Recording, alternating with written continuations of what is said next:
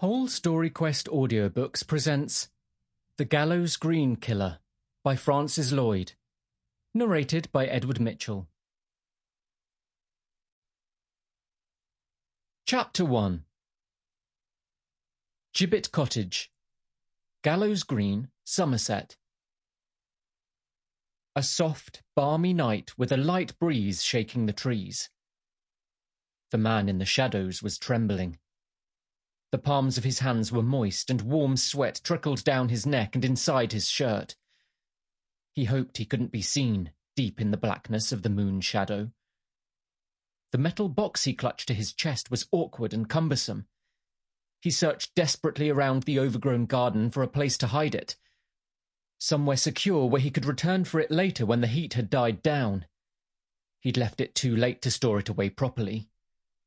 Events had overtaken his usual careful planning, and he couldn't take any chances. Only fools took chances in this game. The stakes were too high. What was that?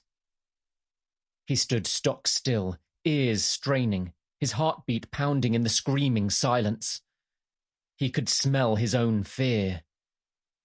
Something was moving in the dense undergrowth. He tensed, ready to duck low and run zigzagging through the bushes.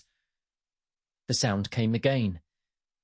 He took a long, deep breath to calm himself, then slid deeper into the shadows, his body taut, his ears tuned. A rustling, a snapping of twigs. Then a snuffling and grunting as something darted out of the thick shrubbery. It was small, an animal of some kind. A badger or maybe a fox.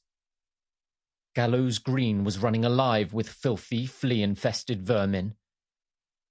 He relaxed a little and crept forward into the coppice that concealed a deep, stagnant pond, fetid and choked with weeds. It wasn't ideal, but it would have to do. He watched the heavy box sink slowly beneath the greasy surface, gurgling as it was sucked down into the sludge. His nose told him that the overflow from the septic tank probably emptied into this pond. So much the better.